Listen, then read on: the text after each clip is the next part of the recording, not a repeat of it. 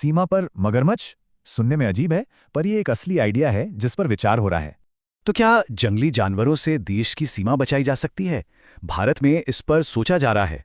BSF एक अनोखे idea पर काम कर रही है, प्रकृति से ही घुसपैठ को रोकना। मतलब नदी वाले बॉर्डर्स पर सांप और मगरमच्छ छोड़े जाएं, एक तरह की जिंदा दीवार। हाँ, पर एक बात साफ कर दें, ये सिर्फ एक प्रस्ताव है, अभी तक कोई पॉलिसी नहीं बनी है। लेकिन सवाल ये है कि इतने अजीब आइडियाज की जरूरत ही क्यों पड़ी? ये सब भारत बांग्लादेश बॉर्डर की वजह से है। ये करीब 4096 किलोमीटर लंबा है। और इसका एक बड़ा हिस्सा, करीब 35% जमीन नहीं बल्कि नदियां हैं।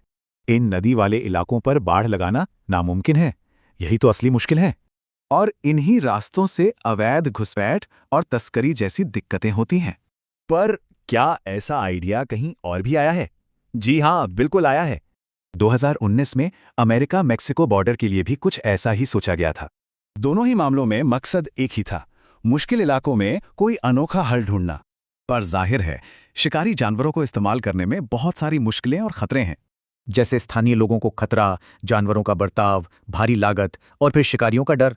सोचिए, ये जानवर भटक कर गांव में आ गए तो ये आम लोगों के लिए बहुत बड़ा खतरा है। और एक और खतरा, जिन जानवरों को सुरक्षा के लिए लाएंगे उनका ही शिकार होने लगेगा। फिर इनकी देखभाल और ट्रांसपोर्ट का खर्चा भी तो है। ये कोई सस्ता काम नहीं है। तो असल में ये आइडिया एक बहुत बड़ी मुश्किल को दिखाता है, बिना बाढ़ वाली सीमाएं। जब पुराने तरीके काम नहीं करते तो ऐसे ही अलग आइडिया सोचने पड़ते हैं।